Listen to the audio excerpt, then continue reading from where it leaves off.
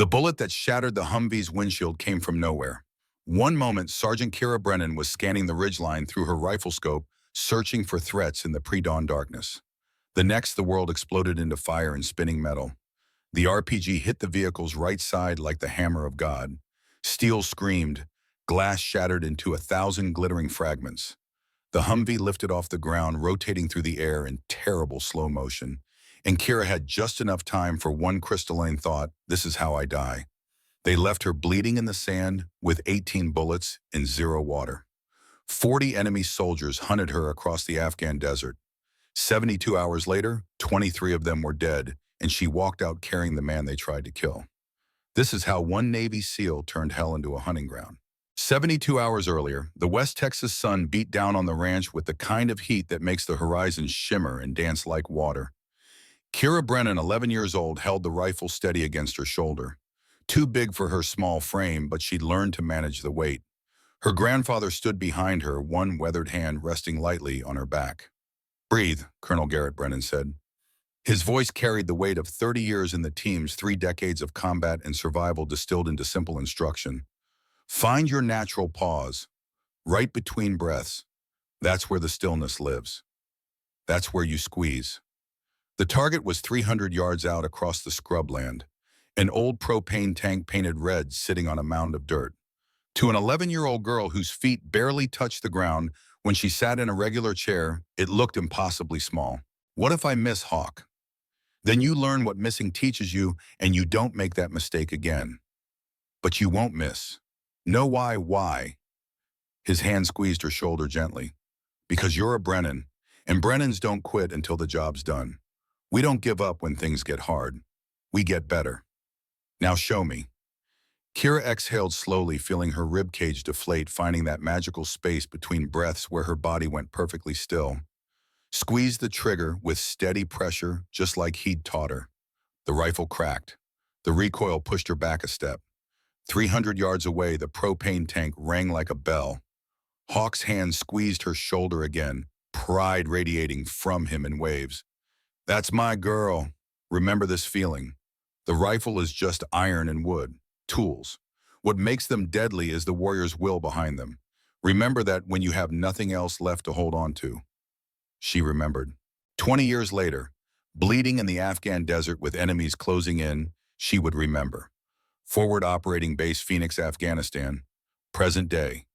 The operations tent smelled like dust-stale coffee and the particular funk of men who'd been wearing body armor in 100-degree heat. Kira stood with 7 other operators around a folding table covered in maps, satellite photos, and tactical overlays. At 27, she was the youngest SEAL in the room and the only woman. Neither fact had bothered her in years. Commander Reese Dalton, 44 years old, with silver threading through his dark hair, tapped the largest photo with his index finger. A walled compound in the middle of hostile territory, guard towers at each corner, surrounded by nothing but desert and bad intentions. "Target is Ethan Cross," Dalton said. His voice had that flat professional tone that came from 2 decades of briefing dangerous missions to dangerous men. CIA intelligence officer. Deep cover for 18 months embedded with enemy forces. His identity was compromised approximately 6 hours ago. Enemy is moving him to an execution site for propaganda purposes. We extract him before that happens. Chief Boone Harris, 41 years old and built like something carved from granite by an angry god, leaned forward over the map. His weathered face was all hard angles and old scars. "What's our operational window? 12 hours. Maybe less if they accelerate the timeline. Intel indicates they're transporting him through Sector 7 at 1400 hours tomorrow. That's our intercept point." Dalton's finger traced the route on the map. 3 vehicles, unknown number of guards. "We hit them en route, extract, cross exfil before reinforcements arrive." Kira studied the terrain carefully. Open desert for miles, broken only by rocky outcrops and the occasional dry riverbed. Limited cover, long sight lines. If anything went wrong out there, they'd be exposed like insects on a dinner plate. "Air support?" she asked, her voice cutting through the low murmur of the other operators discussing tactics. Dalton's jaw tightened almost imperceptibly. "Apaches on standby at the border, but command won't authorize them to cross into hostile territory unless we're in serious trouble. political considerations with the host government. Translation, they were going in alone. No safety net, no backup, just 8 operators and their weapons against whatever waited out there in the dark. Trevor Mills, the driver, 28 years old with a quick smile that had gotten slower over multiple deployments, wasn't smiling now. So we go in fast, grab the package, and get out before anyone realizes we were there. That's the operational concept, Dalton confirmed. 3 Humvees, Alpha Team in Vehicle 1 with myself and 3 operators. Bravo Team in Vehicle 2, Chief Harris. You'll lead with Sergeant Brennan and Corporal Mills. Charlie Team in Vehicle 3 as rear security. Kira, you're our designated marksman. If this goes sideways, we need you putting precision fire on target. She nodded once. Her M110 semi-automatic sniper rifle was already configured and zeroed for these conditions. 20 rounds in the magazine, another 60 in her pack. The weapon was an extension of her body now, as familiar as her own heartbeat. More reliable than most people she'd met. Questions? Dalton's eyes swept the room. No one spoke. They'd done this dance before. High-risk extractions in denied territory. Bad odds. Worse terrain. It was what SEALs did the missions other people called impossible. Wheels up in 2 hours, Dalton said. Get your gear squared away. And gentlemen, he glanced at Kira, corrected himself. Operators, this one matters. Cross has been deep cover for 18 months. The intelligence he's carrying could prevent major enemy operations. We bring him home, no matter what. The briefing broke up. Operators dispersed to their equipment, beginning final checks with the methodical precision of professionals who knew their lives depended on getting the details right. Kira found a quiet corner of the tent and began her pre-mission ritual. The same routine she'd followed before every operation since graduating Bud ARS. A ritual that had kept her alive through 3 deployments and more close calls than she liked to count. Every magazine inspected, every round counted and examined for defects. M110 sniper rifle broken down completely, cleaned, reassembled. M4 carbine backup weapon, 4 magazines, 100 rounds total. Knife sharpened until it could split a hair. First aid kit inventoried bandages, tourniquets, pain medication, antibiotics. Camelback water bladder filled with 3 liters and taste tested to ensure the purification tablets had dissolved properly. You ready for this, Brennan? Chief Harris stood beside her, arms crossed over his massive chest. He had that look in his eyes, part concern, part assessment. The look of a senior operator evaluating a team member before stepping into the unknown. Always ready, Chief. Your grandfather would be proud, you know that. His voice softened slightly. Hawk Brennan's granddaughter following in his footsteps, making her own mark in the teams. Kira paused, her hands stilling on the rifle for just a moment. Hawk, Colonel Garrett Hawk Brennan, retired SEAL, Silver Star recipient, the man who'd raised her after her parents died in that house fire when she was 7 years old. The man who'd taught her everything about being a warrior, about survival, about refusing to quit when the world told you to give up. He taught me well, she said quietly, resuming her equipment check. He taught you to survive. And that's different than just knowing how to fight. Chief Harris's voice dropped lower, taking on the weight of hard-earned experience. Out there in that desert, if things go sideways and the mission falls apart, you remember everything he showed you. Desert survival isn't about being the toughest or the strongest. It's about being smarter than the environment trying to kill you. I remember, Chief, every lesson. She did. Every single one. Every drill run until muscle memory took over. Every story Hawk had told about surviving in hostile territory during his years fighting in Afghanistan from 1985 through 1989, when he was a young SEAL operating alongside the Mujahideen against Soviet forces. He'd survived ambushes, winter in the Hindu Kush Mountains, that could freeze a man solid in hours, weeks behind enemy lines with no support except what he could carry and what he could take from the enemy. If Kira was half the operator Hawk had been, she'd be better than most SEALs ever became. Good! Chief Harris clapped her shoulder, once a gesture of solidarity and respect. Let's bring Cross home and get back for the good beer they keep hidden in the officers' club. 0200 hours. The Insertion 3 Humvees rolled through the darkness like iron predators hunting across an alien landscape. No lights, just night vision goggles turning the world into shades of ghostly green. Kira rode in the middle vehicle with Chi Harris and Trevor Mills at the wheel, scanning her sector through the window, weapon ready. The Afghan desert stretched endlessly in all directions, punctuated by rock formations that looked like crouching giants frozen in stone. The terrain was deceptive. What appeared flat from a distance revealed itself up close as a series of shallow wadis, hidden depressions, and scattered boulders large enough to hide vehicles. The radio crackled with Dalton's voice from the lead vehicle. "All units comms check. Alpha good copy. Bravo good," Chief Harris responded. "Charlie good copy." 50 miles into hostile territory now. No air support, no backup, no quick reaction force standing by to pull them out of trouble. Just 8 operators and their weapons rolling deeper into Indian country with every mile. Trevor's voice came through the vehicle intercom, pitched low, but carrying that familiar gallows humor. "You know what I love about these missions? The complete and total absence of a safety net really gets the blood pumping in the morning. Better than coffee." Despite the tension coiled tight in her stomach, Kira almost smiled. Trevor was always like this, before contact jokes to cover the fear that every operator felt but none would admit. They all had their coping mechanisms. "Keep your eyes on the road and your mind on the mission," Chief Harris said. But there was warmth in his voice, the tone of a leader who understood his people. Through the window, Kira watched the terrain roll past, an endless variation of the same theme. Rock, sand, scattered vegetation that looked dead even under the best conditions. This was unforgiving country, the kind of place that killed careless people through heat and dehydration long before any enemy got the chance to shoot them. Her mind drifted back to Hawk's Ranch without permission, pulling up a memory from when she was 15. Summer heat worse than today, reaching 118 degrees by noon. Hawk had driven her 20 miles into the desert, given her a knife, a half-full canteen of water, and a map with their position marked. "Find your way home," he'd said simply. "That's it. Just find my way home." That's survival, kiddo, the real kind. Nobody's coming to save you out here. You save yourself or you die. Choose wisely.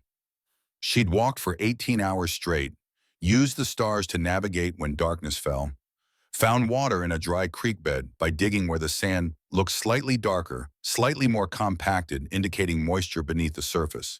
Made it home, sunburned, exhausted feet, bleeding from blisters but alive and stronger for the experience. Hawk had been waiting on the porch with a cold Shiner Bock, and that rare smile of his that meant real pride. "Knew you'd make it," he'd said, handing her the beer despite her being underage. "You've got Brennan blood. We don't quit. Ever." Aero 430 hours. The target, the compound, materialized out of the pre-dawn darkness like a fortress from some medieval nightmare transplanted into the modern world. Walls made of dried mud brick and stone. Guard towers at each corner. The orange-red heat signatures of centuries visible through thermal optics, glowing like ghosts against the cool night air. Dalton's voice came through the radio, barely above a whisper despite the encrypted channel. "All units hold position. Wait for my mark." The 3 Humvees stopped half a mile out, engines idling soft as sleeping cats. Through her rifle scope, Kira counted guards methodically. 8 on the walls, moving in predictable patrol patterns. 2 in each tower, 1 scanning, 1 probably smoking or fighting sleep. More inside the building, certainly. 20 enemy combatants, total maybe 25 if they were at full strength. 8 SEALs against 25 hostiles. Odds she'd take any day of the week. "Alpha Team, you're on breach," Dalton transmitted. "Bravo maintains security on the vehicles. Charlie, your immediate backup. We go in quiet. Suppressed weapons only until someone sounds an alarm. Mark in 30 seconds. Execute." Alpha Team moved like shadows given human form. 4 operators crossing open ground in tactical formation without making a sound louder than wind over sand. Kira watched through her scope, tracking their movement, ready to provide overwatch fire if needed. They reached the wall, up and over with practiced efficiency. Disappeared inside the compound like ghosts passing through solid matter. Seconds ticked by, each one feeling like an hour compressed into heartbeats. A suppressed rifle coughed softly. Once. Twice. Guards dropping from towers without making a sound, killed so efficiently they never knew they were under attack. More movement inside the compound, barely visible through the windows of the main building. The methodical clearing of rooms, shadows flowing from doorway to doorway. Then Dalton's voice, calm and controlled. Package secured, moving to exfil point. It was going perfectly. Textbook operation. Clean entry, clean snatch, clean exit. Too perfectly. Kira felt it in her gut, that instinct that separated operators who lived to retire from those who came home in flag-draped boxes. Something was wrong. The resistance was too light, the guards too few, the timing too clean. It felt like the alarm split the night like a knife through silk. Lights blazed throughout the compound, turning night into harsh day. Automatic weapons fire erupted from multiple positions that hadn't been there moments before. Hidden fighting positions, concealed machine gun nests. The careful silence shattered into chaos and violence. All units, we are compromised. Alpha Team, get to the vehicles now. Dalton's voice had shifted from calm to controlled urgency. Muzzle flashes lit up the compound walls like strobing lightning. Tracers arcing through the darkness, drawing bright lines of death. The SEALs were fighting their way out, returning fire, moving fast but not panicked. Trevor already had the Humvee in gear, engine growling. Contact from. Here they come. Alpha Team burst through the compound gate at a dead run, firing back over their shoulders. Someone was carrying a body. Ethan crossed the HVT, either drugged or injured, unable to walk on his own. They reached the vehicles in a controlled sprint, piled in, and the convoy was moving before doors even slammed shut. Go, go, go, Chief Harris shouted. The three Humvees roared away from the compound, accelerating hard across the desert floor. Behind them, the entire village was waking up. More lights blazing, more weapons fire, and worse, the distinctive sound of vehicle engines starting. Pursuit vehicles mobilizing. Dalton's voice on the radio, tight with controlled urgency. All units, we have enemy forces mobilizing behind us. Multiple vehicles in pursuit. Stay tight, stay fast, and punch through any resistance. We're going. His voice cut off abruptly. A flash of light on the road ahead. Brilliant. Blinding. Then the world exploded. The kill zone. The IED detonated directly under the lead Humvee's front axle. The explosion lifted the entire 3-ton vehicle off the ground like a child's toy, flipping it sideways through the air. It crashed down hard on its still moving forward on momentum, grinding across the desert floor in a shower of sparks. IED, we're in a kill zone, Dalton's voice strained but functional. And suddenly they were. The enemy hadn't just found them. The enemy had been waiting, had known they were coming, had prepared an ambush with professional precision. This wasn't a compromised mission. This was a planned trap.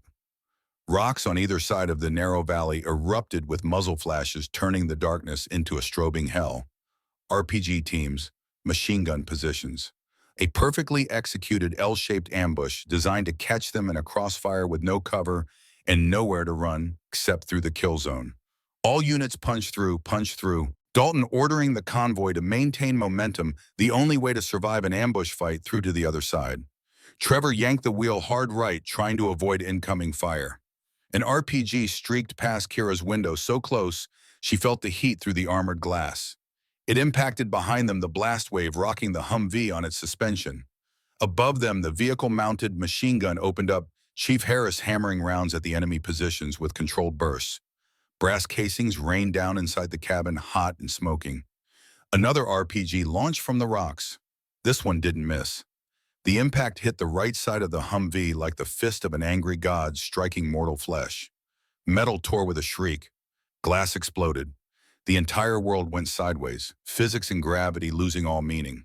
Kira had one moment of perfect clarity, seeing Trevor's face, eyes wide with surprise and fear, mouth open in a scream she couldn't hear over the roar of destruction, and then physics reasserted its authority with brutal force. The Humvee was airborne, rotating, flipping through space. Kira's harness kept her in the seat, but everything loose became a projectile. Equipment bags, ammunition cans, water bottles, all of it flying like shrapnel through the cabin. The vehicle hit the ground on its side, bounced, rolled again, and again, tumbling down into a ravine, gaining momentum, metal screaming and tearing. Impact. Her head cracked against something solid and unyielding. The turret mount maybe, or the armored doorframe. Stars exploded across her vision like fireworks. The world went dark at the edges, consciousness threatening to flee. The Humvee came to rest on its side at the bottom of the ravine with a final grinding crunch of metal. For a long moment there was only silence. Not real silence, her ears were ringing too badly for that, a high-pitched whine that drowned out everything else. But the absence of comprehensible sound, the space between disaster and consequence. Then survival training took over muscle memory stronger than conscious thought. Check for injuries. She moved her fingers, moved her toes, turned her head despite the pain. Everything worked. Nothing felt broken, though her left side was screaming with deep pain that suggested serious bruising at minimum. Find your weapon. Her M110 sniper rifle was gone, probably crushed under the vehicle or lost during the tumble. But her M4 carbine backup weapon was still attached to its sling across her chest. 4 magazines on her vest. 100 rounds total. Orient yourself. The Humvee was on its side. She was hanging in her harness. Needed to get out before something caught fire or the enemy found her. Where was the team, Chief? Her voice came out hoarse, damaged. Trevor. No answer except the ringing in her ears. Kira kicked at the window, already shattered from the impact. Pulled herself through, emerging into smoke-filled darkness. The ravine was maybe 30 feet deep, steep walls on both sides. The Humvee was a crumpled wreck, barely recognizable as a vehicle anymore. Trevor Mills was still in the driver's seat, not moving. His neck was bent at an angle that physics and biology never intended. Dead. Killed instantly in the crash, probably never felt a thing. Chief Harris was gone. Either thrown from the vehicle during the rolling impacts, or he'd climbed out or didn't and moved to cover. She couldn't see him anywhere in the smoke and dust. Above on the road, engines roared. The sound of the other 2 Humvees still moving, still fighting. They were punching through the ambush, following protocol. Standard operating procedure was clear: you don't stop in a kill zone. You fight through to safety, get out of the immediate danger area, then assess and plan recovery operations. They were leaving her behind, not because they wanted to, not because they didn't care, because they thought she was dead, because stopping would get everyone else killed too. Kira tried her radio, pressed the transmit button with shaking fingers. Bravo 2 to any station. I'm alive. I'm mobile. I'm nothing. Static. The radio was dead smashed between her body and the vehicle's interior during the crash, crushed into expensive junk. The engine sounds faded into the distance. The gunfire became sporadic, then stopped entirely as the convoy broke through the far side of the ambush. The other Humvees had punched through successfully. They were gone, racing towards safety. And Kira was alone. She did a quick tactical inventory, forcing her mind to work through the pain and the shock. Her camelback water bladder ruptured the puncture, obvious 3 liters of precious water already soaking into the sand beneath her boots. No radio capable of transmitting. No sniper rifle. Just her M4 carbine, 4 magazines of ammunition, a knife, and a small first aid kit. And enemies.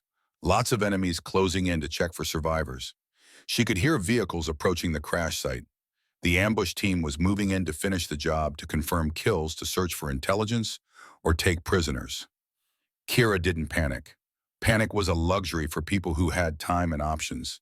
Instead, she did what Hawk had drilled into her, through hundreds of hours of training, in the Texas desert, through scenarios run until they became instinct. Analyze the tactical situation.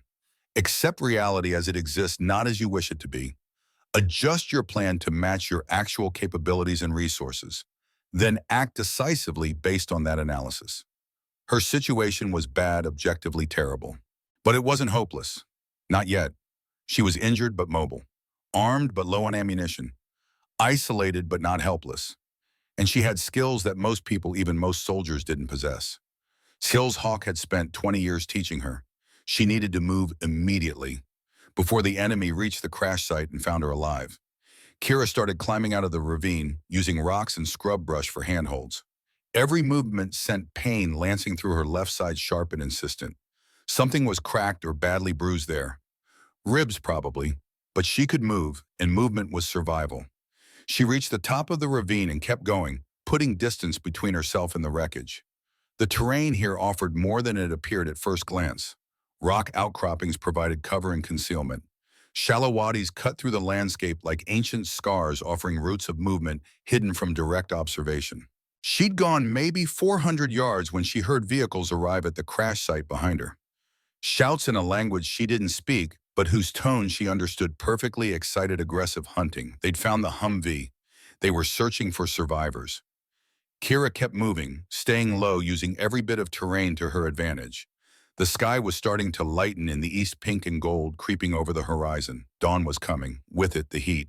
In a few hours, this desert would be a furnace reaching 115 degrees or more. And she had no water. The situation was getting worse by the minute. She found a cluster of rocks large enough to hide behind and collapsed into the shade they offered. For the first time since the ambush, she let herself stop moving, let herself assess the full extent of the damage. Her head was bleeding from a cut above her left eye, blood crusting on her face. Her ribs on the left side were badly bruised, every breath sending spikes of pain through her chest. Her hands were scraped raw from climbing out of the ravine. Minor injuries, all of them. Painful but not life-threatening. But she was alive. Trevor Mills wasn't. Chief Harris's status was unknown, thrown from the vehicle, possibly injured or dead somewhere in that ravine. The rest of the team had gotten away, punched through the ambush successfully, but they thought she was dead. Recovery teams wouldn't come looking for a body not in hostile territory, 50 miles from friendly lines, not without solid confirmation. She was on her own, truly, completely alone.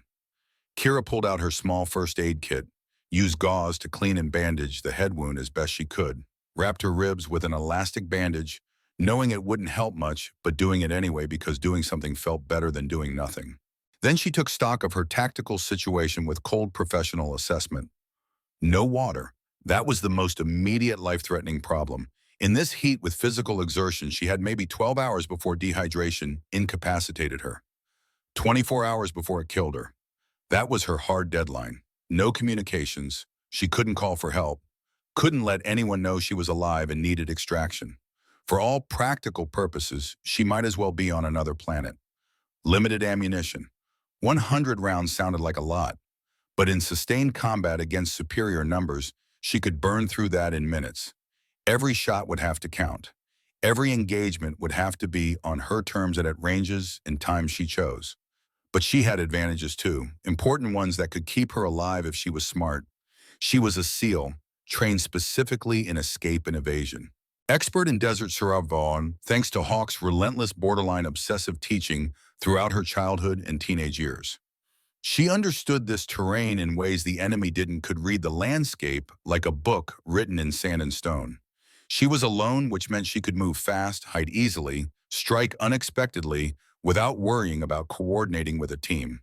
And most importantly, they thought she was just one scared, isolated American. Easy prey. A wounded animal to be hunted down and finished off. They had no idea who they were dealing with. No idea what Garrett Brennan had spent 2 decades teaching his granddaughter about surviving in places that wanted you dead. A memory surfaced clear and sharp. Hawk during one of their survival training sessions in the Texas desert. She'd been 17, exhausted from 3 days of minimal sleep and even less water, starting to break down mentally. "What do you do when you're outnumbered and outgunned?" he'd asked, sitting beside her in the shade of a rock outcropping. "Run and hide." "No, running means they chase you on their terms. Hiding means you're waiting to die." His eyes had been hard, uncompromising. "You make them more afraid of you than you are of them. You become the predator instead of the prey. In denied territory, conventional thinking says you're already dead. So you might as well make them pay the highest price possible for killing you. Make them regret ever finding you." Kira pulled out her knife, checked the edge, still razor sharp. She chamber-checked her M4 carbine, round in the chamber, safety on, ready to go, 4 magazines, 100 rounds total, and 40 enemy soldiers somewhere out there who thought they were hunting her. Time to teach them a different lesson about who was hunting whom. Hour 6, first priority. The sun climbed higher, and with it came the heat. Already past 100 degrees and still rising. Kira could feel it like a physical weight pressing down on her, could feel her body trying to regulate temperature through sweat she couldn't afford to lose. Water. She needed water before anything else, before tactics or planning or revenge. Without water, everything else was meaningless academic exercise. From her position in the rocks, she studied the terrain with tactical precision. The landscape here was deceptive. What looked like barren wasteland to untrained eyes was actually full of life if you knew where and how to look. Desert plants adapted to survive. Animals that came out at dawn and dusk. And where there were plants and animals, there was water. Hidden, yes. Underground, certainly, but present. 2 miles northeast, she could see a darker line cutting across the sand and rock. A dry riverbed, what the locals called a wadi. Stream beds like that often held water beneath the surface, even when they looked bone dry on top. Hawk had taught her that, had made her dig dozens of holes in dry creek beds until she learned to read the subtle signs. But between here and there was open ground, and the enemy was organizing a systematic search. Through a gap in the rocks, Kira watched them deploying. 6 vehicles spread out in a loose search pattern, moving slowly, stopping periodically to scan the area with binoculars. They were professional about it, methodical, not the undisciplined militia she'd hoped to face. She counted approximately 35 soldiers visible. They had the numbers. They had the vehicles and mobility. They had water and supplies and support. All she had was knowledge, skill, and absolute determination not to die in this desert. Kira waited patient as a stone until the search pattern created a gap between vehicles. Then she moved. Not running, that would attract attention faster than gunfire. Just steady, purposeful movement from cover to cover, using every rock and depression in the ground, every slight fold in the terrain. It took her 3 hours to cover 2 miles. 3 hours of careful movement, frequent stops to observe and listen, constant awareness of enemy positions. By the time she reached the dry riverbed, her mouth felt like cotton. Her head was pounding with the early stages of heat exhaustion. Her vision was starting to blur at the edges. The crash had taken more out of her than she'd realized, and the heat was accelerating the decline. The wadi looked completely dry, just sand and rocks and dead vegetation that crumbled to dust at a touch. But Hawk had taught her to look deeper, to read what the surface tried to hide. She found a spot where the sand looked slightly darker than the surrounding area, slightly more compacted. That indicated moisture beneath the surface water table closer to ground level. Using her knife in her bare hand, she started digging. 1 foot down, dry sand. 2 feet down, slightly damp sand, darker in color. 3 feet down, water began seeping into the hole. Slowly at first, then faster. It was brackish, muddy, probably full of bacteria and parasites. But it was life itself flowing into that hole. Kira pulled the Shima tactical scarf from her pack and used it as a filter, straining out the worst of the sediment and particulates. Then she drank, slowly, carefully, letting her body absorb the moisture rather than gulping it down and making herself sick. It tasted like minerals and dirt and salvation. She refilled her damaged Camelback reservoir with as much water as it could still hold through the puncture-added purification tablets from her first aid kit. The tablets wouldn't make the water perfectly safe, but they'd kill most of what could kill her. Then she carefully covered the hole, hiding evidence of her presence, erasing signs that anyone had been here. Water secured, immediate survival crisis addressed. Now she could think about next steps. The smart tactical decision was obvious. Go to ground. Hide during the day when the heat and visibility worked against her. Move at night. Try to reach friendly lines 50 miles away. Avoid all contact. Preserve ammunition. Stay alive until a recovery team could reach her location, assuming they ever mounted one. But that wasn't what SEALs did. That wasn't what Hawk had taught her. SEALs completed the mission. Always. No matter what. And the mission was still ongoing. Ethan Cross had been extracted successfully. She'd seen him being carried to the vehicle. But the intelligence he possessed was time-sensitive. The enemy would be moving assets, changing positions, trying to counter whatever information had been compromised by his capture. If Kira could disrupt that process, create chaos, destroy resources, tie down enemy forces, she could buy time for the intelligence to be properly exploited. She could force them to focus on the threat in their backyard instead of projecting power elsewhere. It was high risk, maybe suicidal, but it was the tactically correct decision. She would become the ghost in their operational area, the threat they couldn't pin down or predict, the nightmare that kept them looking over their shoulders instead of focusing on their missions. Hawk's words echoed in her mind one more time. Make them more afraid of you than you are of them.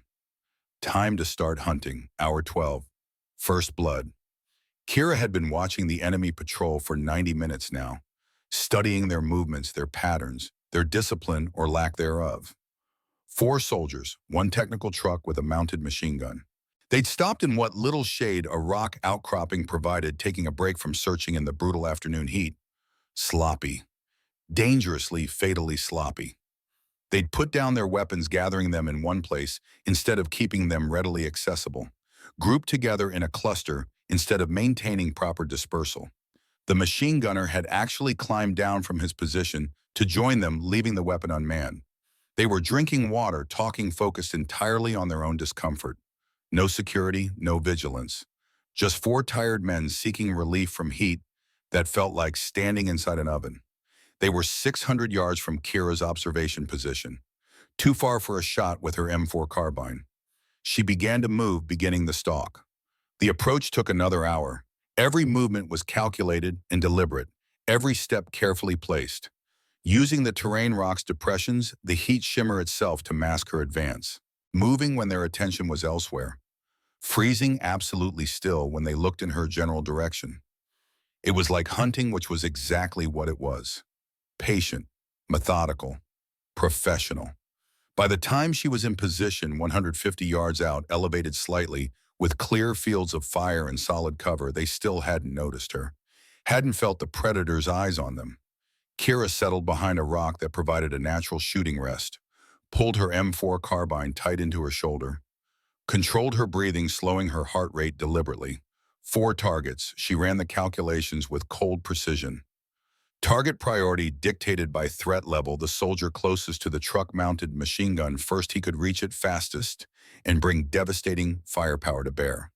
Then the one who looked like the leader, standing slightly apart with a radio on his belt. Then the other two, in whatever order presented itself.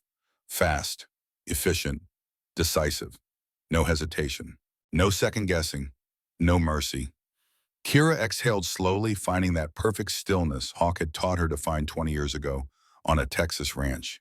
That space between heartbeats where the world went silent and time stretched out like warm honey. She squeezed the trigger. The M4 cracked 4 times in rapid succession. Controlled pairs to center mass exactly as trained. Double tap each target to ensure they went down and stayed down. 8 rounds, 4 seconds. 4 targets neutralized. The soldier near the truck dropped first, killed before his brain could process the sound of gunfire. The leader went next, radio falling from his hand. The other 2 barely had time to register confusion before they fell. Kira waited, weapon trained on the truck, watching for any movement, ready to engage again if needed. Counting seconds, watching for signs of life. Nothing. All 4 enemy soldiers were down and not moving. She approached cautiously, weapon up and ready, checking each body to confirm they were no longer threats. She felt nothing looking at them. No guilt, no remorse, no satisfaction. Just professional detachment that allowed operators to do what needed doing. These soldiers had been hunting her, would have captured or killed her if they'd found her first. This wasn't murder. This was survival. This was war. The truck yielded unexpected treasure. Water, 6 full bottles. Food, MREs, and local bread. Ammunition for weapons she didn't have, but that could be useful for creating distractions. Maps showing the enemy's search pattern in known positions. Medical supplies, including a full course of broad-spectrum antibiotics in sealed packages. And most valuable, a working radio. It was on a different frequency than her team's equipment-incompatible systems. But it was communication. She could monitor enemy movements, listen to their coordination, maybe even use it to create confusion. Then she noticed something that made her blood run cold despite the heat. Kira lifted her shirt, looking at the bruising on her left side. It was worse than she'd thought, dark purple spreading across her entire rib cage. But worse than the bruising was a small puncture wound just below her ribs, about 2 inches to the left of her spine. Metal shrapnel from the Humvee crash. A fragment still embedded in the muscle tissue, driven in during the impact and tumbling. The skin around the wound was red, swollen, hot to the touch, significantly warmer than the surrounding tissue. Infected. The timeline just got dramatically shorter. Without proper treatment, that infection would spread through her bloodstream. Fever within hours, delirium within a day, sepsis and death within 2 days, maybe 3, if she was unlucky enough to die slowly. 48 hours, maybe 60, that was her new hard deadline. Kira pulled the medical supplies from the enemy truck with hands that trembled slightly, found what she needed: antiseptic, gauze, antibiotics, thank God for that, and a sealed scalpel still in sterile packaging. What she had to do next was going to hurt worse than anything she'd experienced so far. She sterilized the scalpel blade with antiseptic, watching the liquid evaporate in the heat. Took several deep breaths, preparing herself mentally. Then, with steady hands that came from years of training to function under stress, she began to dig the shrapnel out of her own flesh. The pain was extraordinary. White hot, all-consuming, electric. She bit down on her belt to keep from screaming, tears streaming down her face. Her hands shook, her vision narrowed to a tunnel, but she kept going because stopping meant dying. The shrapnel came out, a twisted piece of metal, half an inch long, sharp on one edge, slick with blood. She dropped it in the sand and immediately poured antiseptic into the open wound.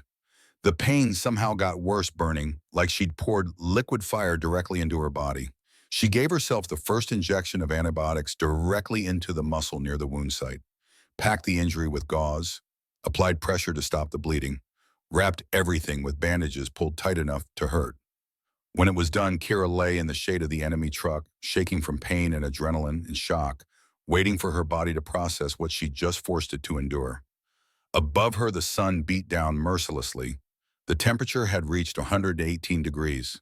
She'd been alone in hostile territory for 12 hours, had covered maybe 8 miles total, had killed 4 enemy soldiers in her first engagement, had secured water supplies and medical treatment, had treated her own infected combat wound with field expedient surgery. And the enemy was just now beginning to realize that the American they thought was dead was very much alive. Kira picked up the enemy radio, her hands still shaking slightly. The chatter was frantic voices speaking in Arabic she only partially understood, but certain words came through clearly enough. 4 dead, professional kills. The American, still alive. Find her, Commander Volkov wants her found. In one phrase repeated multiple times with increasing urgency that sent a chill down her spine despite the heat. The ghost is hunting us. Kira smiled grimly through the pain. She gathered everything useful from the truck, water, food, ammunition, maps, radio, medical supplies. Then she moved away from the site, putting distance between herself and the bodies before the enemy found them. They wanted to hunt her fine. Let them trip on. The enemy radio crackled to life in Kira's hands as the sun began its descent toward the western horizon. She sat in the cab of the stolen technical truck, listening to the panic spreading through their communications network. Scorpion 3 is down. All 4 men, professional kill shots. How we saw the American vehicle destroyed. 1 survivor, female. She's armed and hunting us. A different voice cut through the chatter, deeper, more controlled. Authority in every syllable. All units, this is Commander Volkov. The American is wounded alone and without support.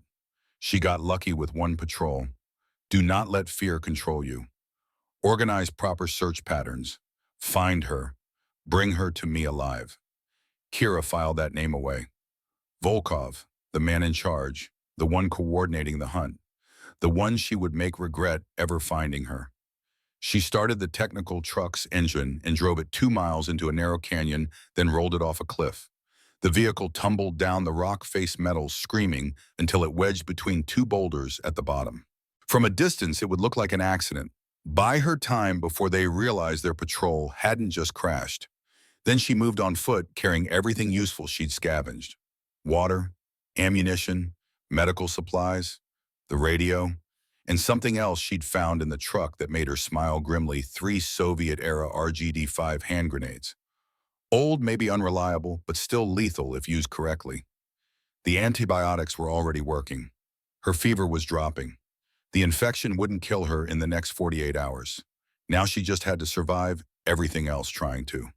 As darkness fell across the Afghan desert, Kira Brennan began to hunt. Hour 24, the enemy compound sat 3 miles west of her position.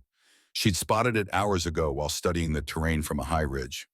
Not large, maybe a dozen buildings clustered around a central courtyard, but significant enough to have fuel storage supply depots and what looked like a communications tower. A target. Kira spent 2 hours observing the compound through stolen binoculars, counted sentries, noted shift changes, identified patterns of movement. The security was adequate but not exceptional. Men who'd grown complacent from too many nights without incident. That was about to change. She moved in after midnight when human awareness was at its lowest ebb. The perimeter fence was simple chain link, easy to cut. She slipped through the gap like smoke, low and silent. 3 fuel trucks sat in an open area near the compound's east side. 55-gallon drums stacked nearby. Enough petroleum to keep their vehicles running for weeks. Kira set to work. The RGD-5 grenades were simple devices. Pull the pin, release the safety lever, 4-second fuse. She tied the first grenade to a fuel drum with paracord, pulled the pin, but kept the lever pressed. Then she ran cord to the second grenade, and that one to the third. A daisy chain. The ignition source was even simpler. She opened the fuel cap on one of the trucks, stuffed a cloth inside, and lit it with oil, a match from the medical kit. Then she ran. The fuel-soaked cloth caught slowly at first. Kira was 200 yards away, back outside the perimeter, when the truck's fuel tank ignited. The explosion was massive, a mushroom of orange fire that lit up the night like a small sun. The grenades went off 3 seconds later. Then the fuel drums. Then the other 2 trucks. The compound erupted into chaos, men running, shouting, trying to organize firefighting efforts while also scrambling for weapons, because this wasn't an accident, this was an attack. Kira watched from the darkness, counting the soldiers who poured out of the buildings. At least 25, more than she'd estimated. Good, more targets. The radio in her pack exploded with panicked transmissions. We're under attack, multiple explosions. How many hostiles? She smiled in the darkness. Let them think it was a full assault team. Let their imaginations run wild. By the time they got the fires under control, 3 of their vehicles were destroyed, and a quarter of their fuel supply was gone. And Kira was already moving to her next target. Hour 36, dawn found her 5 miles from the burning compound, positioned on a ridge overlooking a dirt road. According to the map she'd taken from the first patrol, this road was the main supply route between the compound and forward positions. Traffic would be heavy, especially now with the compound scrambling to recover from last night's attack. She didn't have to wait long. 2 trucks appeared in the distance, raising dust plumes. They were moving fast, not expecting trouble. The lead truck had soldiers in the bed, weapons visible. The second truck looked like supplies tarps covering cargo and back. Kira settled into a firing position behind a rock outcropping. 400 yards of clear line of sight. The road below made a slight bend around a boulder, forcing vehicles to slow. She'd take the lead truck's driver first. The vehicle behind would crash into it or swerve. Either way, chaos. Then she'd engage targets of opportunity until they got organized enough to return effective fire. Simple, clean, brutal. The trucks reached the bend. Kira exhaled, found her pause, squeezed. The M4 cracked once. The lead truck's windshield starred with impact. The driver slumped. The truck veered hard right, momentum, carrying it off the road and directly into the second vehicle. Both trucks collided in a grinding shriek of metal. Soldiers tumbled from the lead truck's bed. The supply truck tipped, rolled onto its side, cargo spilling across the road. Kira shifted her aim. One soldier trying to get up. Down. Another reaching for a weapon. Down. A third running for cover. Down. She fired with mechanical precision. Not spray and pray. Controlled shots, each round with purpose. 4 magazines. She'd started this mission with 120 rounds, had used 8 on the first patrol, was using maybe 15 here. Still had plenty, but ammunition was a finite resource. Every shot had to count. The surviving soldiers finally got organized. Return fire cracked from behind the overturned trucks. Bullets impacted the rocks around Kira's position, but they were shooting blind. They couldn't see her. Could only guess at her location from muzzle flash. She'd already displaced. Moved 30 yards right to a new position with a different angle. 2 more shots. 2 more soldiers down. Then she was moving again, using the terrain, staying ahead of their response. By the time they organized enough to sweep her last position, Kira was half a mile away, watching through binoculars as they loaded their dead onto the 1 truck still functional. 6 enemy killed, supplies destroyed, another blow to their logistics. The radio chatter was getting more frantic now. This is Scorpio 7. We've been hit. 6 KIA. Need immediate medevac. Scorpio 7, what was the size of the attacking force? A long pause, then unknown. We never saw them. Just 1 shooter. Maybe the same one from yesterday. Impossible. 1 person couldn't. I'm telling you what I saw. 1 shooter, elite level marksmanship, gone before we could respond. Another voice. That same deep controlled tone from before. Volkov. All units listen carefully. We are not facing a conventional enemy. This is a trained American special operator conducting guerrilla operations. Adjust your tactics accordingly. Travel in larger groups. Maintain constant vigilance. And remember, she is alone, wounded and running out of time. We have the numbers. We will find her. Kira heard the forced confidence in his voice. The attempt to rally troops whose morale was cracking. She'd killed 10 of them in 24 hours, destroyed vehicles and supplies, made them afraid to travel their own roads. And she was just getting started. Hour 42. The heat of the second day was somehow worse than the first. 120 degrees by noon.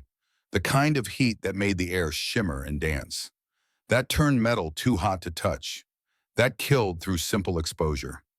Kira found shelter in a cave system, just a narrow opening in a rock face that led to a chamber large enough to stretch out in.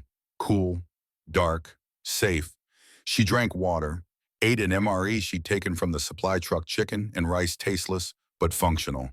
Changed the bandage on her wound. The infection was retreating, but the injury itself would take weeks to fully heal. For now, it was manageable. She allowed herself to rest. Not sleep, she couldn't afford that level of vulnerability, but rest.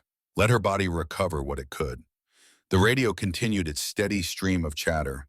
She listened with half her attention, learning the rhythms of their communications, picking up fragments of information, building a picture of their organization. Then she heard something that made her focus completely. "Command, this is Recon 4. We've spotted pattern in the Americans' attack locations." "Explain." "Sir, if you plot the fuel depot, the supply convoy ambush, and yesterday's patrol elimination on a map, the positions spell out letters. SOS.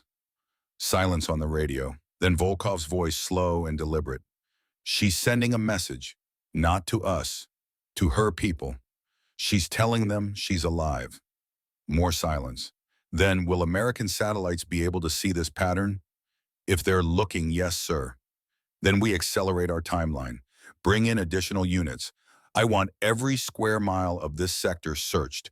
She cannot be allowed to signal for extraction." Kira smiled in the darkness of her cave. They'd figured it out. But too late. If Hawk had taught her anything, it was that patterns in chaos could carry meaning. And somewhere, someone reviewing satellite imagery would see it. Her team would know she was alive.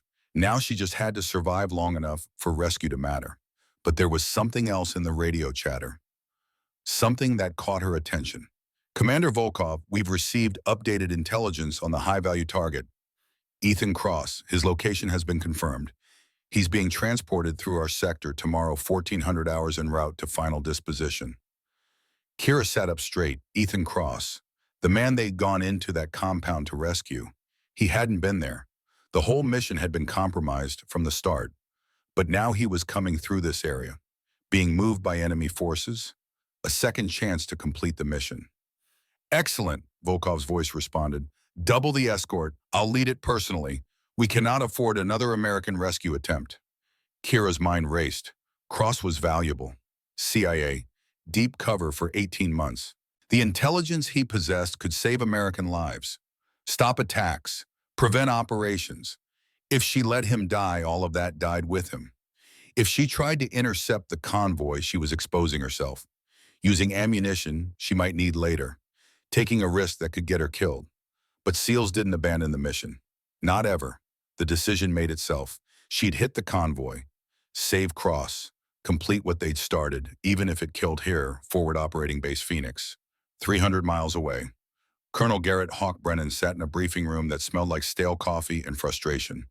He'd arrived at the Forward Operating Base 8 hours ago, called in by the SEAL team commander after the disastrous mission.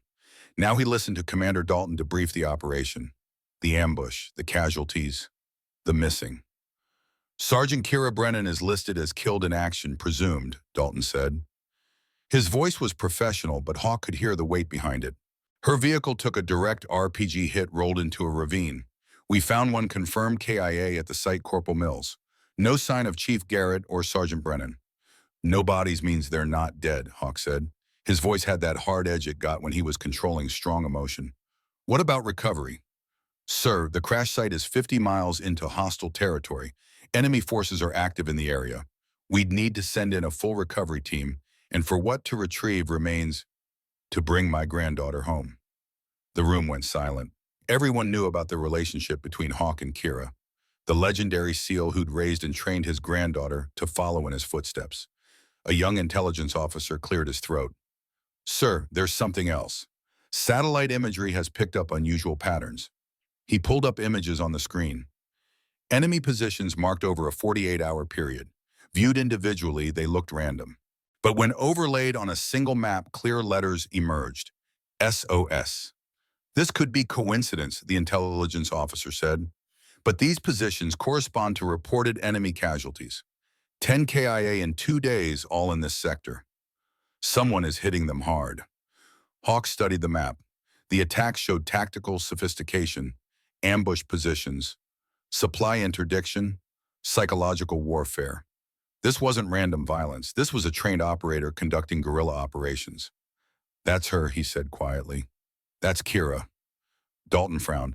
With respect, Colonel, even if Sergeant Brennan survived the crash, conducting operations alone against superior numbers is exactly what I trained her to do. Hawk's voice had steel in it now. I taught that girl everything I know about surviving in hostile territory. Desert operations, escape and evasion, turning defense into offense. She's alive and she's fighting. Even if you're right, Dalton said, we still have the problem of extraction. We can't send helicopters into that sector without authorization. Political considerations. Then get authorization. It's not that simple. Make it that simple. Hawk stood all 6 feet 2 inches of him, voice dropping to that command tone that had ordered men into combat for 30 years. That operator is alive behind enemy lines and sending us a signal. We don't abandon our people. Ever. I don't care what political considerations are involved. Find a way. The room remained silent. Then the base commander, Captain Mitchell, spoke up. There's one more thing. We've received intelligence that Ethan Cross, the original HVT, is being transported through that same sector tomorrow at 1400 hours. High-value convoy. If we were to authorize a rescue operation for Cross, we could extract Sergeant Brennan at the same time, Hawk finished. He locked eyes with Mitchell. Make it happen, Captain, whatever it takes. Mitchell nodded slowly. I'll make some calls. But Colonel, if we authorize this, if we send birds into hostile territory, we're committing to the operation. No turning back, and the man leading that convoy, his name is Volkov, former Soviet Spetsnaz, very dangerous. Hawk's expression didn't change, but something flickered behind his eyes. A memory, old pain. I know who Volkov is, he said quietly. We've met before. Hour 52. Kira found the perfect ambush site 6 miles from her cave. A narrow valley where the road was forced between high rock walls. Limited visibility. No way for vehicles to maneuver. A natural kill zone. She had 12 hours before the convoy would pass through. Time to prepare. First, she positioned her stolen grenades. The RGD-5s went into shallow holes she dug in the road covered with thin layers of sand. Pressure-activated improvised explosives. Not sophisticated, but effective. Next, she placed rocks to create a deliberate bottleneck. Made it look natural, like a rock slide had partially blocked the road. Vehicles would have to slow down, maybe even stop to clear the path. That's when she'd hit them. Fighting positions next. She prepared 3 separate locations on the high ground. Rock barriers for cover, sight lines calculated, escape routes planned. Never stay in one place long enough for the enemy to fix your position. Finally, ammunition distribution.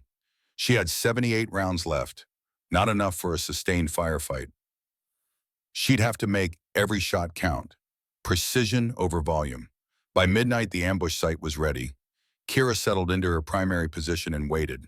The night was cold. Desert temperatures could swing 60 degrees between day and night. She shivered in her tactical gear, conserving body heat, staying alert. The radio kept her company.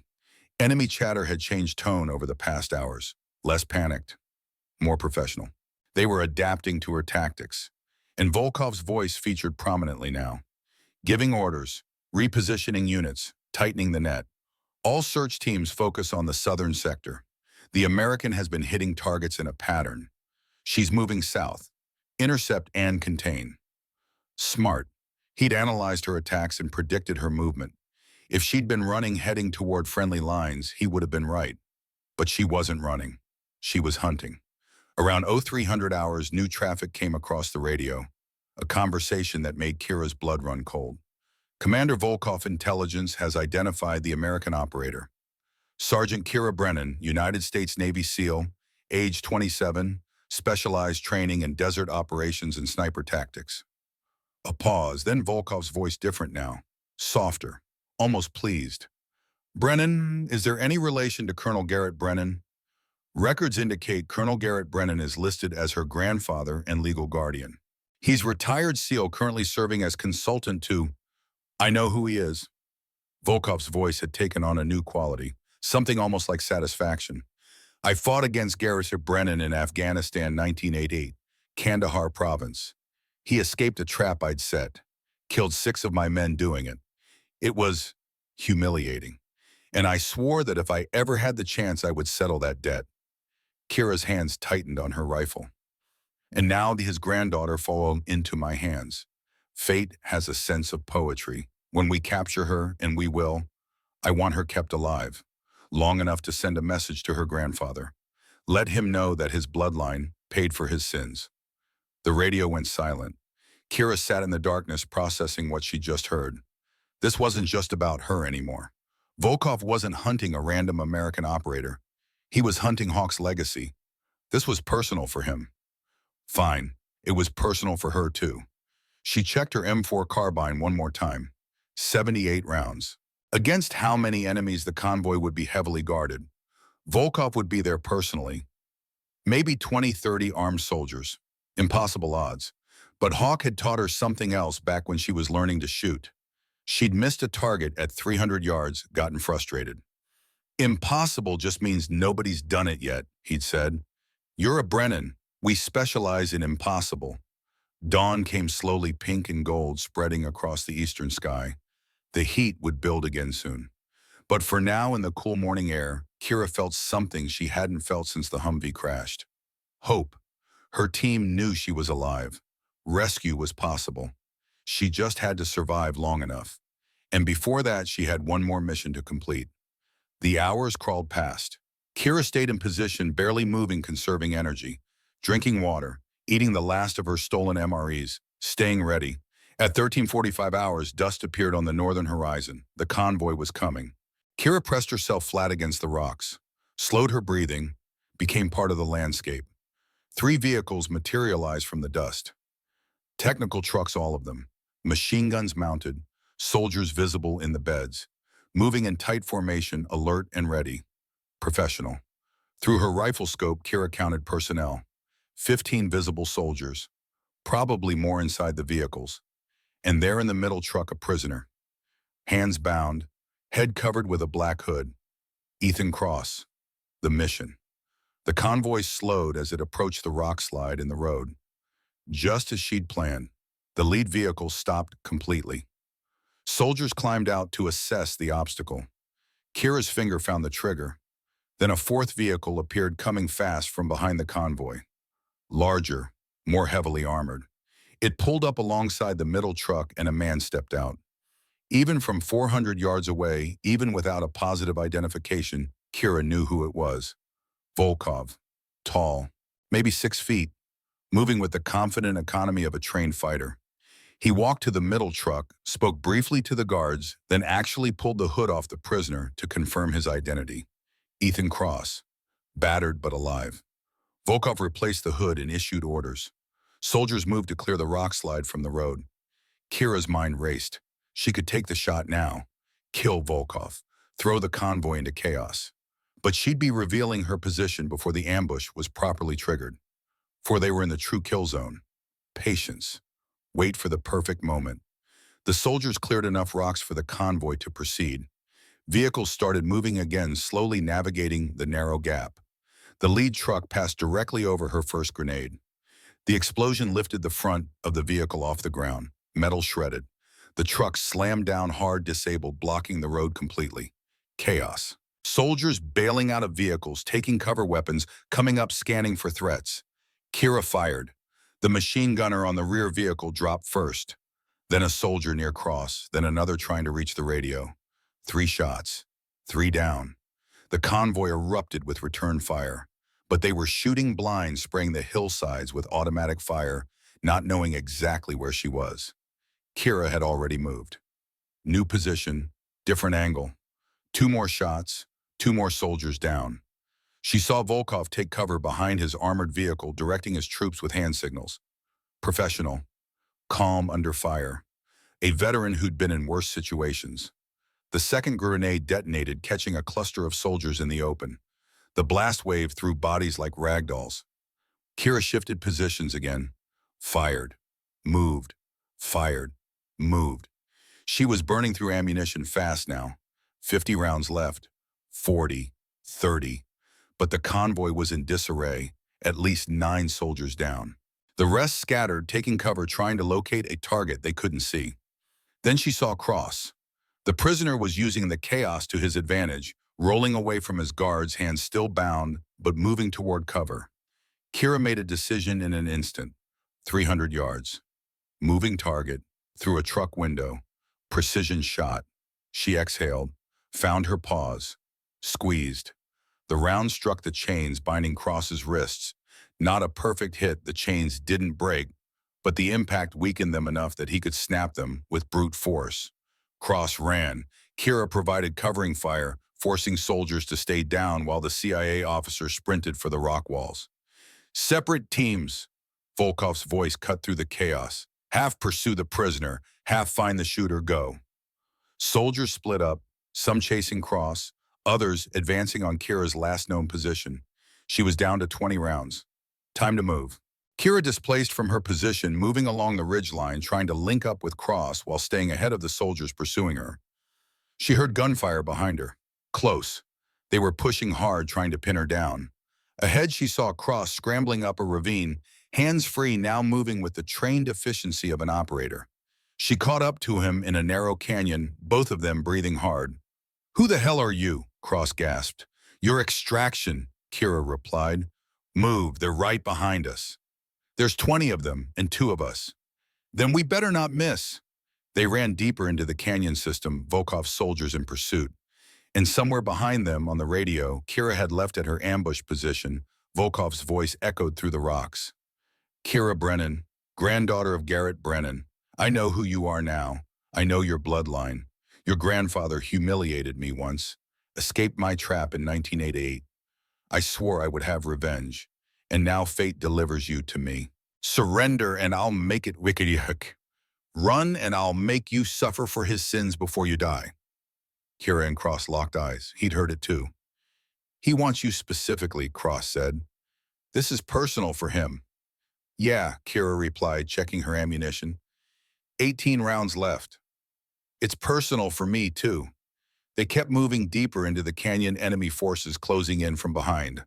The hunt had become a race, and somewhere 300 miles away, Hawk was boarding a helicopter, calling in every favor from a 40-year career burning bridges he'd never rebuild, coming for his granddaughter. The final confrontation was building like a desert storm on the horizon, and when it broke, only one side would walk away. The canyon walls pressed in from both sides like the jaws of a stone trap. Kira and Ethan Cross moved through the narrow passage boots, sliding on loose rock lungs, burning from exertion and heat.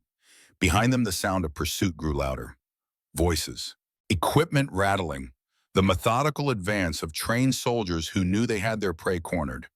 Kira checked her ammunition for the 3rd time in 5 minutes.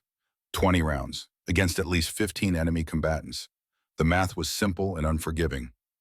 Cross was keeping pace, moving with the efficient economy of someone who'd been through more than just CIA training. Probably military background before the agency recruited him. He was late 30s, lean and weathered from 18 months undercover. Blood crusted on his face from where they'd beaten him during interrogation. "How far does this canyon go?" he asked between breaths. "Don't know.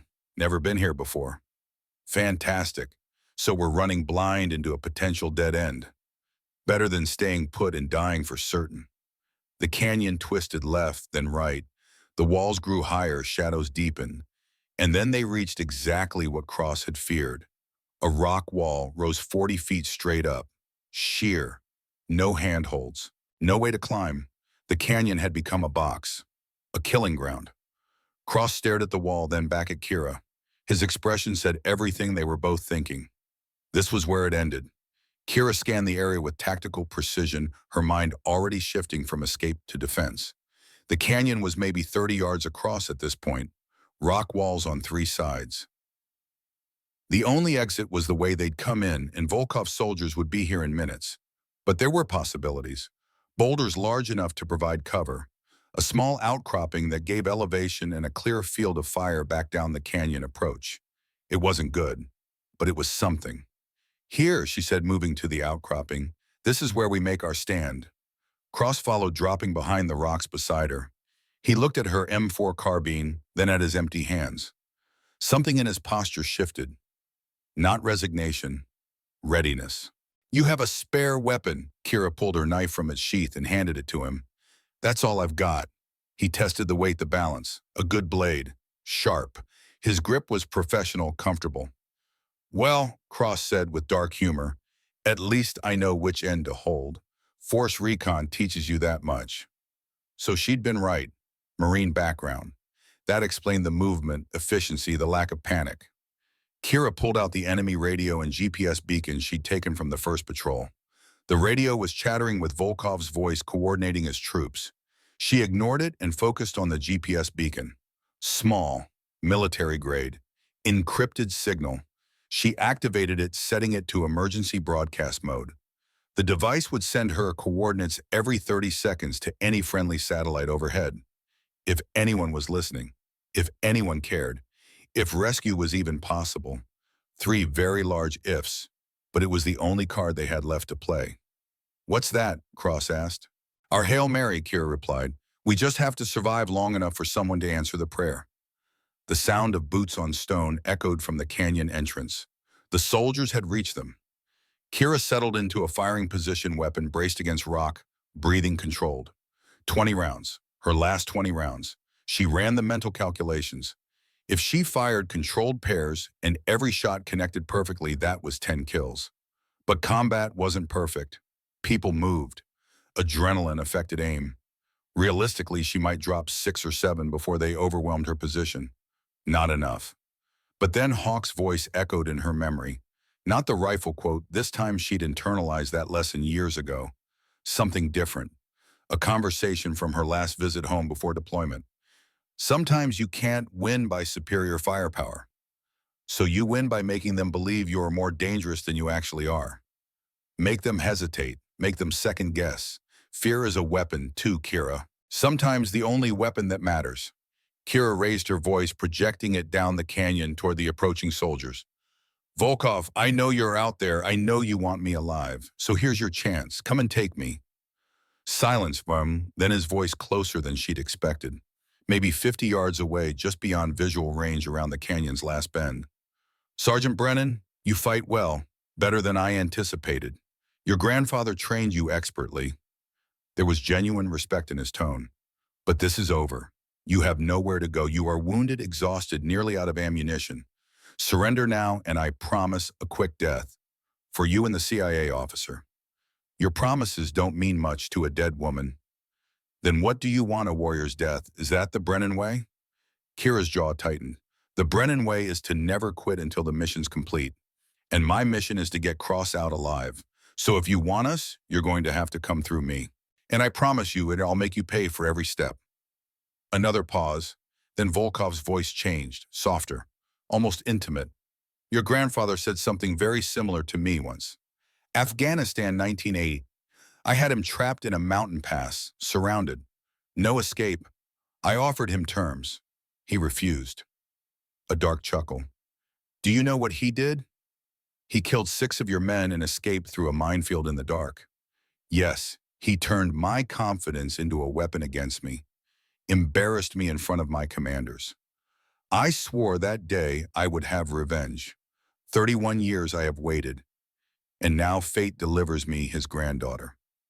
Kira heard the shift in his tone. This wasn't about capturing an enemy operator anymore. This was about settling an old score written in blood and pride. "He's not here," she said. "This is between you and me. But he will know when I send him your body, when I describe how you died, how you begged at the end. That will be my revenge destroying what he loves most." Cross leaned close, whispering, "He's baiting you, trying to make you angry, make you do something stupid." "I know," but her hands were shaking, not from fear, from pure rage. Then the radio on her belt crackled with a different frequency, one she hadn't been monitoring. A voice cut through, faint but absolutely unmistakable. "Kira Brennan, this is Hawk Actual. If you can hear this, activate your beacon and hold position. Help is coming. Repeat, help is coming. You just need to hold on. 20 minutes. Can you give me 20 minutes, Hawk?" Her grandfather's voice. Controlled as always, that command tone she'd heard her entire life. But underneath, she heard something else. Fear, desperation, love. Kira keyed the radio knowing Volkov would hear this too, not caring anymore. "Hawk Actual, this is Ghost. Beacon is active. I'm holding position with the package. Enemy forces closing in. Ammunition critical. But I'm not going anywhere. 20 minutes. Her voice caught slightly. "I can do 20 minutes. That's my girl." A pause waited with everything they'd never needed to say out loud. "I'm proud of you, kiddo. Whatever happens next, I'm proud." "I know, I've always known." She switched back to the enemy frequency. Volkov had heard everything. So his voice came through amused now, but with an edge of urgency. "The old wolf calls for his pack. 20 minutes. That is unfortunate for you, Sergeant, because I will kill you in 10. Movement at the canyon entrance. Shadows resolving into soldiers advancing in tactical formation. Using cover. Moving with professional discipline. These weren't militia fighters. These were trained operators who knew their craft. Kira centered her breathing, picked her first target, a soldier moving too confidently, too exposed for just a fraction of a second. She exhaled, found the stillness, squeezed. The M4 cracked once. The soldier dropped. Return fire erupted immediately, muzzle flashes bright in the canyon shadows. Bullets sparked off rocks around her position, whining as they ricocheted. She'd already moved, shifting to her secondary position, gaining a different angle on the battlefield. 2 more shots, one soldier down, another wounded pulling back. 17 rounds left. The soldiers adapted instantly, staying in hard cover, advancing more cautiously. They had all the time in the world. She didn't. Cross crouched beside her, gripping the knife. "I need to tell you something. I wasn't always agency. Marine Scout sniper, 8 years before CIA recruited me. Give me that rifle and let me help." Kira hesitated only a heartbeat, then handed him the M4. 17 rounds, make every single one count. He took the weapon with the familiarity of someone who'd been born holding one. Checked the chamber with practiced efficiency, settled into position beside her with the easy confidence of a trained marksman. "What are you going to use?" he asked. Kira picked up a rock the size of her fist, then another, started gathering a small pile. "Improvisation, something Hawk taught me when I was 12. Sometimes the best weapon is the one they don't expect." Despite everything, Cross almost laughed. "You're either crazy or brilliant." SEAL, same thing. The soldiers pushed closer, moving in fire and maneuver teams. Professional, coordinated, deadly. Cross fired 3 quick shots. 1 soldier down. 2 forced back into cover. 14 rounds left. Time became elastic. Seconds stretched into small eternities. Each heartbeat was a countdown. Each breath was borrowed time, short in fractions. 11 rounds left. 8. 5. Cross fired his last round, dropped a soldier reaching for a radio, then handed the empty rifle back to Kira. "That's it. We're Winchester." "No, we're just getting creative." She pulled one of her last grenades. Not an RGD-5 this time. This one was from her own kit taken from the wreckage of the Humvee 3 days ago. American-made, reliable. She'd been saving it for exactly this moment. The soldiers were 20 yards away now, close enough to see their faces clearly. Young men, hard men, professionals doing their job, hunting her, because that was the mission they'd been given. Kira pulled the pin, counted 1 second, 2, then threw. The grenade arced through the air in a perfect parabola and landed precisely where she'd aimed among a cluster of soldiers using a boulder for cover. The explosion was deafening in the confined space. Smoke and dust billowed, filling the canyon like fog. When it cleared, 4 soldiers weren't moving. 3 more were wounded, pulling back. But more were coming. Always more. Volkov's voice cut through the chaos, directing his remaining troops.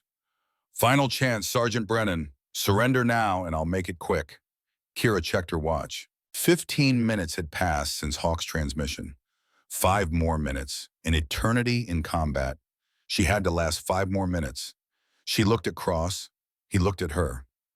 No words needed. They both knew what came next. They'd fight until they couldn't fight anymore. And then they'd fight some more. Because that's what warriors did.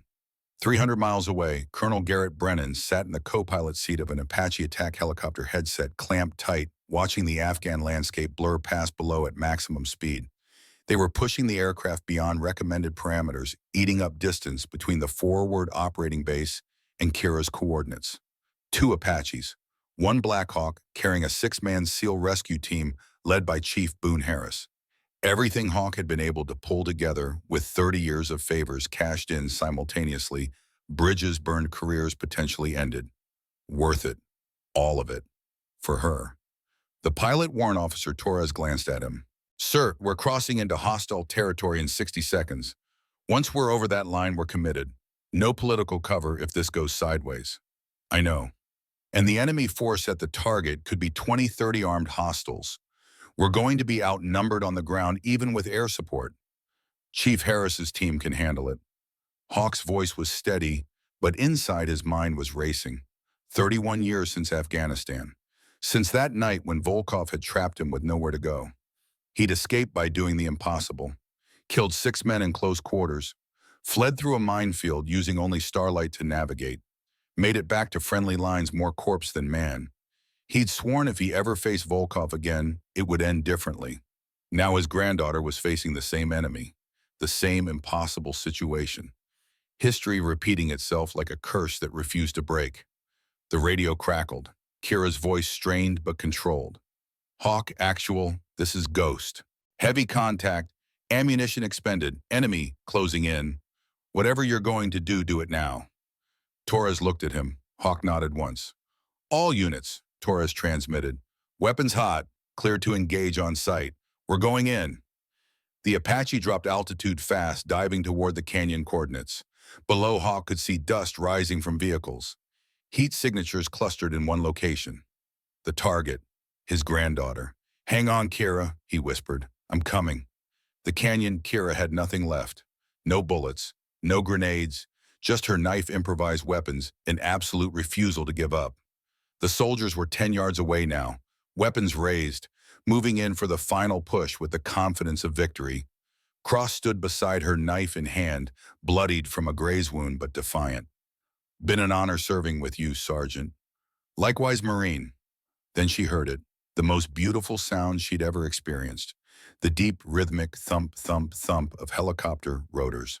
The soldiers heard it too, heads snapping up, confusion rippling through their formation. Then fear. 2 Apache gunships appeared over the canyon rim like avenging angels painted in desert camouflage. Their 30mm chain guns opened up with a sound like continuous thunder. Rockets streaked from their pylons, leaving white smoke trails. The canyon floor erupted in fire and concussive blast waves. Soldiers scattered like leaves in a hurricane. Some died where they stood caught in the open. Others ran for cover that no longer existed, transformed into rubble and dust. The Apaches made 2 devastating passes, their weapon systems eliminating threats with surgical precision, before a new voice came over Kira's radio. Ghost, this is Reaper Lead. We have your position marked. Stay down. Ground team inbound 30 seconds. The Black Hawk descended into the widest part of the canyon like a mechanical angel rotors, creating a windstorm that threw up dust and debris. The fast rope deployed before the aircraft even touched down. 6 SEALs slid down in rapid succession boots, hitting ground weapons up, immediately establishing a security perimeter. Chief Boone Harris was the first to reach Kira's position. His weathered face split into a massive grin of relief and disbelief. Brennan, you magnificent, crazy, absolutely insane operator. He pulled her into a brief, crushing hug that expressed more than any words could. 3 days alone out here, and you're still fighting. Kira couldn't speak yet, could only nod. The adrenaline crash was hitting like a tidal wave. 3 days of survival and combat and fear catching up all at once. Her legs felt weak, her hands were shaking. But the fight wasn't over. From behind the burning wreckage of a technical truck, Volkov emerged, not surrendering, not fleeing, advancing with his rifle raised, firing controlled bursts at the SEAL team with the calm precision of a master operator. Chief Harris returned fire immediately, forcing Volkov into cover, but the man was using terrain expertly, moving with the skill of someone who'd survived 1,000 firefights. He was trying to reach one of the few enemy vehicles still functional. If he got mobile, he could potentially escape the canyon before the helicopters could reposition to stop him. Kira saw it unfolding, saw the angles, saw the trajectory of his movement, saw the one moment, maybe 3 seconds total, where Volkov would be exposed between cover positions. She reached for Cross's rifle where it lay empty beside her. One round left, the final bullet, the one her grandfather had given her before deployment, a good luck charm she'd kept separate from her regular ammunition. A single 5.56mm cartridge with "Never Quit" scratched into the brass casing. Her hands were shaking as she loaded it, chambered it, raised the rifle. 100 yards, moving target behind smoke and dust. Iron sights because her optic had been damaged in the Humvee crash 3 days ago. One shot, one chance. Impossible. But she'd learned something over these 3 days in hell. Impossible was just another word for difficult. And difficult was just another challenge to overcome. Kira's breathing slowed, her hands steadied. Everything her grandfather had ever taught her condensed into this single moment. All those hours on the Texas ranch, shooting at targets until her shoulder bruised. All those nights listening to his stories about survival and will, and refusing to accept defeat. She wasn't aiming with just the rifle. She was aiming with 20 years of training, with 3 days of survival against impossible odds, with the accumulated knowledge of 3 generations of warriors. She exhaled, found that perfect stillness between heartbeats, between breaths, between one moment and the next, squeezed. The rifle cracked once. Volkov staggered mid-stride. His rifle fell from nerveless fingers. He dropped to his knees, one hand coming up to touch his chest where the round had struck. Center mass. Through the heart. He looked toward Kira's position. Even from 100 yards away, she saw the expression on his face. Not anger, not pain, something like respect. Then he fell forward and didn't move again. The canyon fell silent except for the helicopter rotors and the crackle of small fires. Chief Harris stared at her, mouth open. Did you just with iron sights at 100 yards? Yes. He shook his head slowly, something like awe in his expression. Your grandfather is going to lose his damn mind when he hears about this shot. As if summoned by the mention, Hawk's voice came over the radio. He was in the Apache overhead coordinating the extraction, but his tone had changed from tactical commander to something more personal. Ghost, this is Hawk Actual. We're reading all hostiles neutralized. What's your status? Kira keyed her radio. Her hand was shaking again now, the emotional dam finally breaking. Mission complete, Hawk. Package recovered. Enemy commander eliminated. Her voice caught. I'm okay. I'm coming home. A long pause on the other end. When Hawk spoke again, his voice was rough with emotion he'd never show in person. That's my girl. That's my warrior. I'm so damn proud of you, Kira. Prouder than I've ever been of anything in my life. I learned from the best. No. Hawk's voice was firm, definitive. You became better than the best. Now get on that Black Hawk and come home. We'll talk about everything else later. For now, just come home. Chief Harris helped Kira to her feet, supported her as they walked to the waiting helicopter. Cross walked beside them, battered but alive. As they lifted off, Kira looked down at the canyon one last time, at the site where she'd made her final stand, where she'd completed the mission, where she'd ended the man who'd hunted her grandfather for 3 decades. Then the Black Hawk banked, and the canyon disappeared behind them, and there was only skiing the promise of home. 2 weeks later, Walter Reed National Military Medical Center. The hospital room smelled like antiseptic and filtered air. Kira had been unconscious for 3 days after the extraction. Her body finally allowed to stop fighting to rest to heal. Dehydration, exhaustion, infection, combat stress.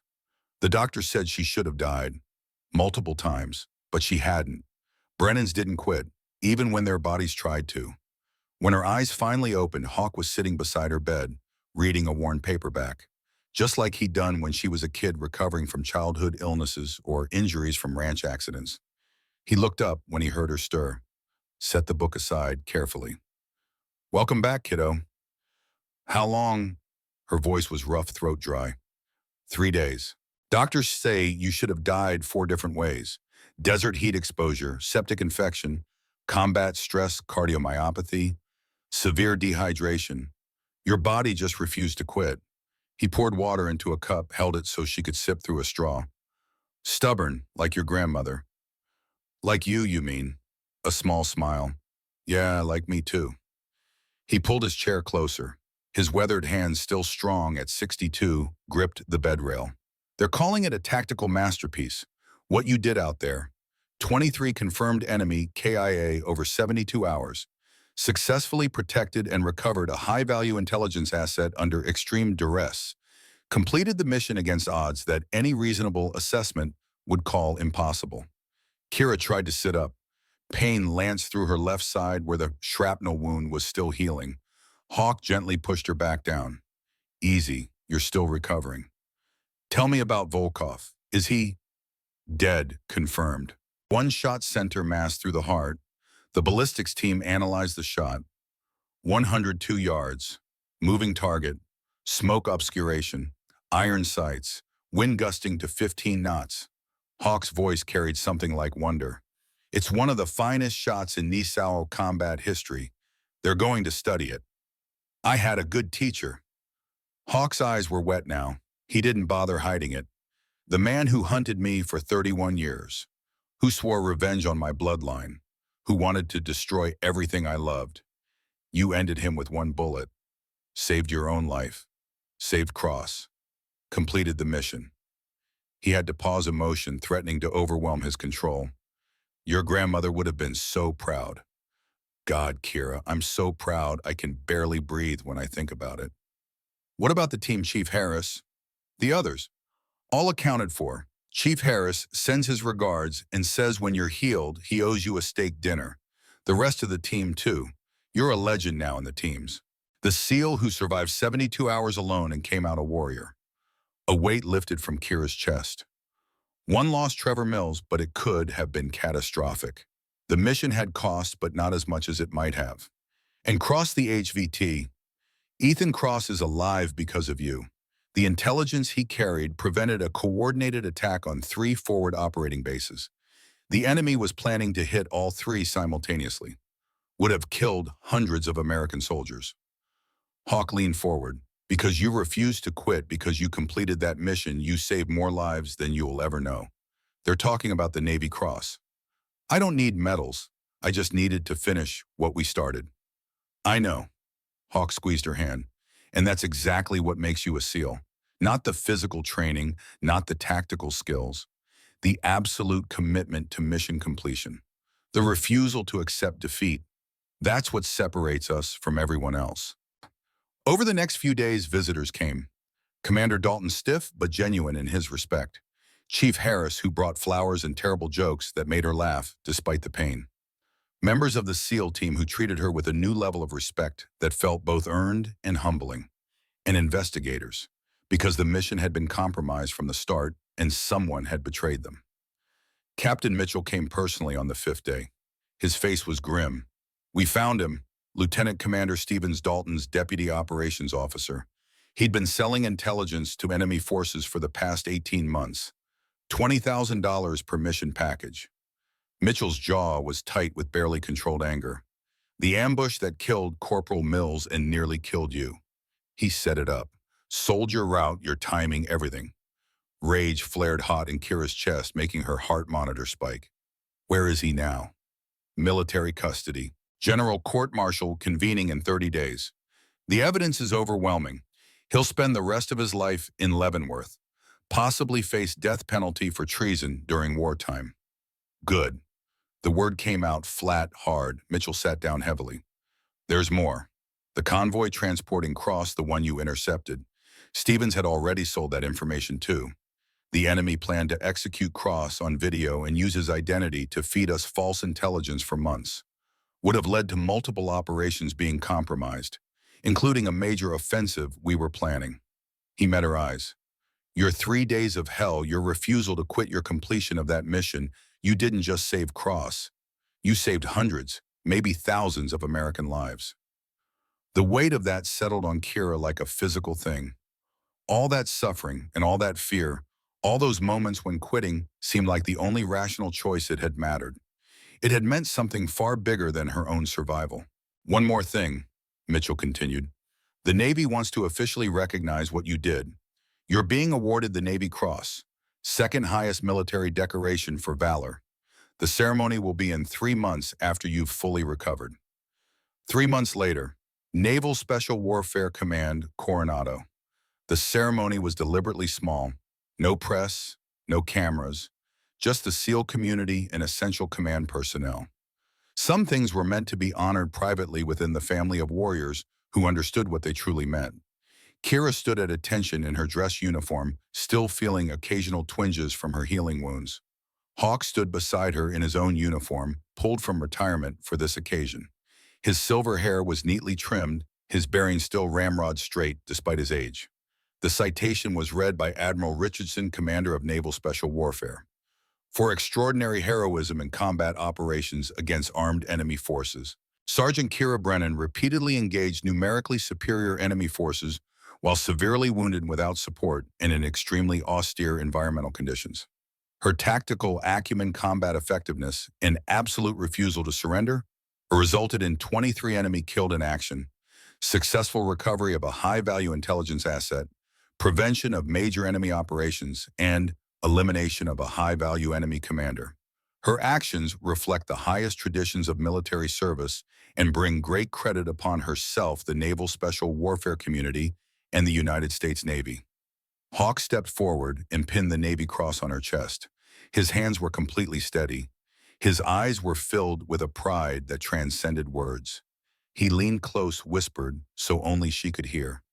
Your grandmother would burst with pride. I know I am. You've become everything I hoped and more than I dreamed. A true warrior. After the ceremony, Captain Mitchell approached with a manila folder. We'd like you to consider a new assignment. Instructor position at Basic Underwater Demolition SEAL Training. We need someone who can teach the next generation not just the physical skills, but the mental toughness, the refusal to quit, the warrior mindset that turns impossible into inevitable. Kira looked at Hawk. He nodded slightly, but the decision was clearly hers to make. I accept. 6 months later, Bud's training, Coronado Beach. Dawn broke over the Pacific Ocean in shades of gold and crimson. On the beach, 60 SEAL candidates stood in formation. Exhausted, beaten down by months of the most brutal training the U.S. military could devise. Wondering if they had what it took. Wondering if this was where they finally quit. Chief Kira Brennan walked along the formation with measured steps, studying each face. Young men and women, different backgrounds, different motivations, but all united by a single desire to earn the trident and join the Brotherhood of Naval Special Warfare. 5 women in this class, more than when she'd gone through. Progress slow and hard won, measured in small victories. I'm Chief Brennan, she began. Her voice carried across the beach strong and clear. Call sign Ghost. Some of you may have heard stories about me. Some are probably even true. A few candidates smiled slightly despite their exhaustion. But I'm not here to talk about myself. I'm here to talk about what makes a SEAL. She paced the formation, making eye contact with each candidate as she passed. It's not your physical strength, not your gender, not your sus or your background or who your family is. Being a SEAL comes down to one thing and one thing only, your absolute refusal to quit when everything inside you is screaming to stop. She stopped in front of a female candidate who looked ready to collapse, saw the desperation in her eyes, the wavering will. You think this is hard? Kira's voice wasn't harsh, but it was direct. This is controlled training with safety officers watching and medical personnel on standby. Real combat tried doing this alone. in hostile territory, with enemies hunting you, no food, limited water, no support, just you and your will to survive, to complete the mission, to refuse defeat even when defeat seems inevitable. The candidate straightened slightly, something fierce flickering behind the exhaustion. Kira addressed the entire formation again. My grandfather taught me something when I was young. He said. She paused, choosing her words carefully, not repeating the old phrases but capturing their spirit. He said that courage isn't the absence of fear, it's the decision to act despite fear. That a true warrior finds strength not in their weapons or their body, but in their absolute refusal to accept failure. She let that sink in, watched it register on their faces. Over the next weeks, I'm going to teach you skills that might save your life someday. Desert survival, escape and evasion, turning disaster into tactical advantage. But more important than any technique, I'm going to teach you how to find that place inside yourself that doesn't quit. That place that says one more step when your body is broken. That says one more breath when your lungs are burning. That says one more mission when the world tells you it's impossible. The sun climbed higher. Heat built. The Pacific wind carried salt spray. Because that's what separates SEALs from everyone else. Not the physical training, not the tactical skills, the mindset. The warrior's heart that refuses to surrender. Ever. She paused at the front of the formation.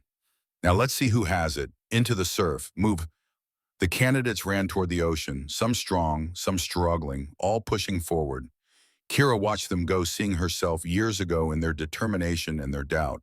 Knowing that some would quit, some would be injured, but some, the ones with that warrior's heart, would make it through, and she would be there to guide them, to teach them, to pass on what 3 generations of Brennans had learned about survival and sacrifice and never quitting. 1 year later, West Texas, the ranch hadn't changed. Same weathered fence posts, same endless horizon, same Texas sky that seemed to stretch forever. Kira sat on the porch with Hawk cold beers in hand, watching the sunset paint the desert in impossible colors. Peace hard-won and precious, settling over everything like a benediction. You hear about the latest Buds class? Hawk asked. 7 women graduated this cycle. 7. That's a new record. They earned it. Same standards as everyone else, no exceptions. I know. He took a long drink. You know what I'm most proud of? Not the Navy Cross, not the 23 kills, not even surviving those 72 hours. What then, Bipam? That you came home and immediately dedicated yourself to building the next generation, teaching them, passing on the knowledge. That's legacy, Kira. That's what endures after we're gone, not the medals or the missions, the people we train, the knowledge we pass forward. She thought about her students, the ones who'd struggled and persevered, the ones who'd quit and then came back stronger the next year, the ones who'd earned their tridents and gone on to operational teams carrying forward what she taught them. You taught me that, she said quietly. Everything about being a warrior came from you. Maybe I taught you technique, but that heart, that stubborn, relentless, absolutely refused to quit heart, that's pure Brennan bloodline. That's what we pass down generation to generation. Inside the ranch house, they could hear Kira's 9-year-old niece Riley watching television. Hawk's great-granddaughter, the next generation of the family line. Think she'll want to be a SEAL someday? Kira asked. Maybe, maybe not. But if she does, she'll have the finest teachers in the world to guide her, show her what's possible when you refuse to accept limitations. 4 generations of warriors. 5 if you count my father. Korea, 1951. Hawk's voice softened with memory. Each generation passes something down. Skills, values, stories. The knowledge that you're part of something bigger than yourself. Something that transcends individual lives. Night fell across the desert. Stars emerged brilliant in the unpolluted air. The same stars that had guided Kira through hostile territory. The same stars that had watched over Hawk in Afghanistan decades before. The same stars that would guide future warriors through their own trials yet to come. Kira raised her beer bottle. To the warriors who came before us, and the ones who'll come after. Hawk clinked his bottle against hers. And to the ones who refuse to quit, no matter what the world throws at them. They sat in comfortable silence as the desert night deepened around them.